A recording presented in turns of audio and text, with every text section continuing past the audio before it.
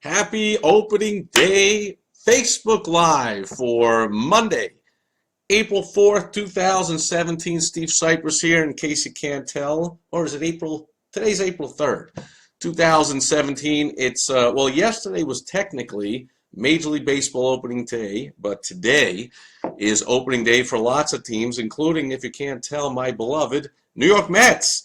So for once, I am not wearing a ridiculous red Hawaiian type of shirt in the video in honor of opening day. I am wearing, in fact, my ridiculous Mets uniform. I got my Mets hat. I got my Mr. Met fantastic Christmas ornament here. I got my assorted Met stuff all over the place. And watch the Mets game on TV today. Fantastic pitchers duel 0-0 until the bottom of the seventh when the Mets cracked it open with 6 runs and won the game. Mets were in first place on opening day. All is well with the world. But what I want to talk about today is there's a lot of great sporting stuff going on.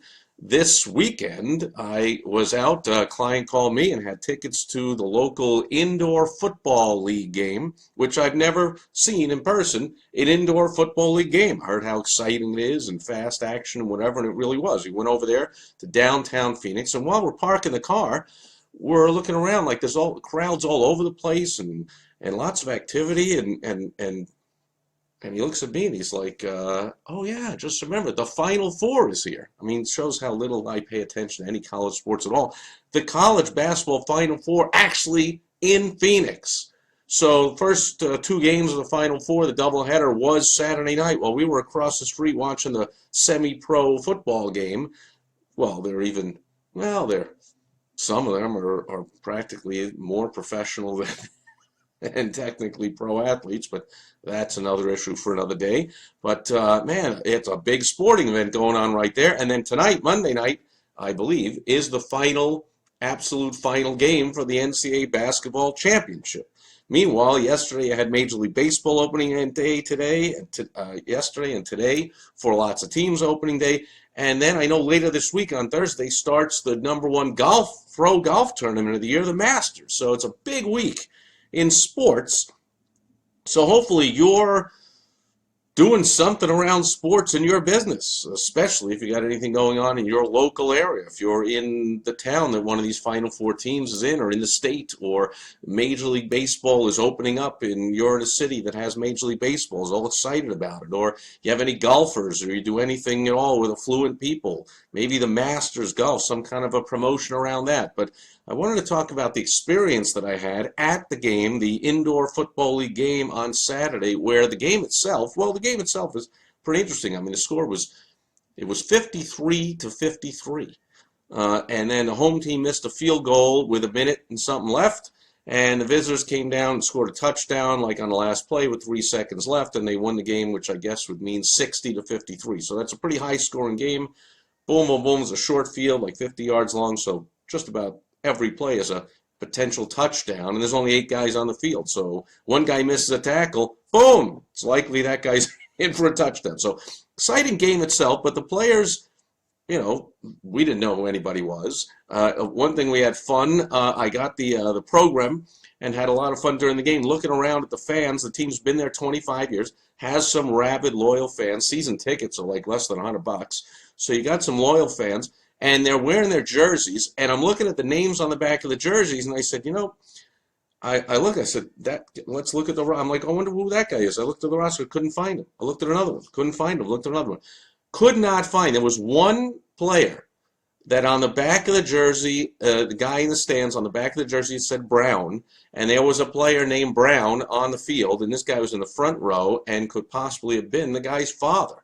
But otherwise, all the names on the back of the thing, players were already gone. I mean, they come in and out of this thing. So I was like, wow, you could see they still want to wear a jersey to the game and like root for their team, but then I got to drop another $100 on a new jersey just because that player is gone. So there was a whole bunch of jerseys number 9, and it said on the back 9th man, because there's 8 players on the field, so I guess the 9th man is the fan. So I was like, yeah, that's how you go. If you're going to invest $100 in a minor league team jersey, you want to get a general one so you can wear it over and over. Like my Mets jersey, maybe you can see from there, but there's no name on the back. This thing is an evergreen. I can have it forever with the Mets while the players come and go. I got my Mets jersey. But so getting back to the game and what it has to do with your small business. So the game itself, no one knows who the players are, or I don't have any clue, but the game itself, whatever. But man, the owners of the team, the arena, they kept it a non-stop action event for the 2 or 3 hours we were there. There was on the way in, I mean, it was great music, and there's even live music playing in the lobby. Someone's playing, and lots of activity going on. And then we come in, and then the opening, introductions, the lights go off, and fireworks and cannons are going off, and a Harley Davidson motorcycle's riding out the field, and I'm told that the guy who owns the team has something to do with Harley Davidson, so okay, but lots of action and fun and activity, and then, the game every few minutes when there's a timeout or a stoppage of play or whatever, cheerleaders who are actually on the field. The cheerleaders are actually in the end zone behind wherever the team is running to, but if there was an interception, I mean, they're going to be in the way, but they're actually on the field because the field doesn't have any out of bounds. It just has barriers, and the players bounce off the barriers and stuff like that. So the cheerleaders are actually on the field, so they're constantly cheerleading during every timeout, every huddle, and loud music and the T-shirt cannons, and they're coming around throwing the thing, and then they're coming in the crowd and look up on the camera. We're doing the Mark Arena, or we're seeing who's the rowdiest fan or who can dance the best. Look up on the camera and playing the music and then a fan comes out to throw the football at the target and see if he wins a prize. I mean, always something going on. So it's never like, oh, there's a timeout, like, oh, just wait a minute, or like you do at home. Oh, there's a timeout, it's a commercial. Well, get something to eat, go to the bathroom, do something. Is the game back on yet? No, when you're actually in the arena, pretty much all sports teams are really smart about this now. There's all kinds of stuff going on in between the quote action, where you'd have to wonder actually when you think about it, which is the most action, the game itself or the in between the game when the game's not on action. Okay, and actually it's possible that there's more action when the game's not on. And this is true of pro basketball, hockey. Like if you were a fan who wasn't a rabid fan, didn't know all the players, didn't really care who wins and loses, it's likely you'd be more entertained when the clock is not running and the game is not on than you would. So in other words, there's something for everybody. So that's my point about your business. Are you doing that in your business? Are you realizing that in your business, one of the biggest jobs you have is to entertain, to get attention, to keep attention from people, and you're not going to do that just by the doing of your business. Okay, sports teams know this. This indoor football league knows, and so does the NBA and NHL. I've been to the pro games. They know they're not going to keep everyone's attention just because, oh, look at that ground ball to short in the third inning. Wasn't that exciting? That's not keeping everyone's attention. Oh, look, the guy made another 20-foot jumper. Oh, it's 42-40, and the games were still 150 points away from the game being decided in the last seconds. In the last seconds, the game's exciting. In the last 2 minutes.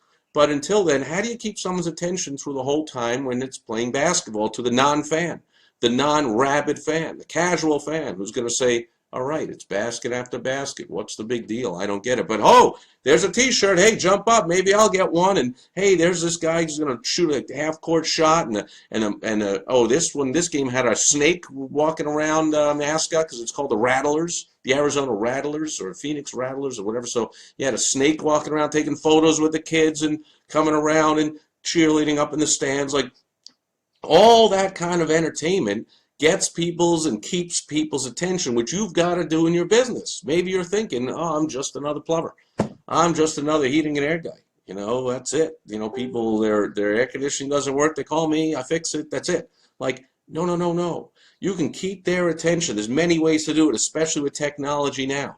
All kinds of ways. If you want, shoot me a message and I'll get on the phone and we'll find out what your business is, and I'll give you all kinds of ideas about how you can do exciting, entertaining stuff no matter what business you're in. I don't care if you're an accountant. Whatever you think is the most boring thing actually to doing, got nothing to do with it. Okay, speaking of golf, like the local golf tournament here, the Waste Management Open every year is an incredible party. They have I think it's the 16th hole, which they put a stadium around the whole thing, and you got like 3 floors of stands with thousands of people, and we're encouraged to like yell and scream. I always go on the Pro-Am day, so it's a lot of yelling and screaming and laughing and rooting, and the players are throwing things in the fans, and we're throwing things, and you're seeing all kinds of, people are holding up all kinds of signs and crazy. You wouldn't think that's golf, where you're supposed to be quiet. So, the actual playing of the golf game, people who run that tournament said, yeah, playing golf, non-rabid fans could be a little bit not excited about this. But if we put them in a stadium, we encourage them to yell and scream and do the wave and throw things, and exciting stuff is going on, like, you keep everyone's attention. So you can do that in your business, I assure you. Whatever your business is, you think it's just normal, typical, average, boring thing. Like, it ain't more boring than watching golf. That, my friends, is boring. And people who run the golf tournaments have figured out a way to make attending a golf tournament really exciting. So you can do that too in your business. I hope you do it. Not every day is opening day. So opening day got more excitement than ever. It's just natural. You're not going to see me every day here likely wearing the Mets hat, the Mets jersey, and going crazy and having Mr. Met here, which, by the way, trivia question, well, I just kind of gave away the answer, but who was the first mascot in professional sports history? That's right, Mr. Met. There you go. So another reason to love the Mets and to love opening day, and the fact the Mets won there in first place. Keep your business fun and exciting. Other than just the actual doing of the business, you'll get more attention from people. You'll get people talking about you, buzz all around town, so you'll get repeat business, referral business, cross-sells, upsells. Keep the excitement going, folks. If you want some help with that, put a comment here, send me a personal message. We can even get on the phone and I can help you out. So my wish is that you do that and share with me what you did that was exciting, or that you're doing that's exciting, and how it's working for you, and have some fun. You're running a business. You might as well have fun. I have a saying, have fun, make money. Those are the 2 goals of your business. You're running your own business. Have fun, make money. Thanks for being here on opening day, Monday, April 3rd, 2017 on Facebook Live, and hope to see you back here again tomorrow.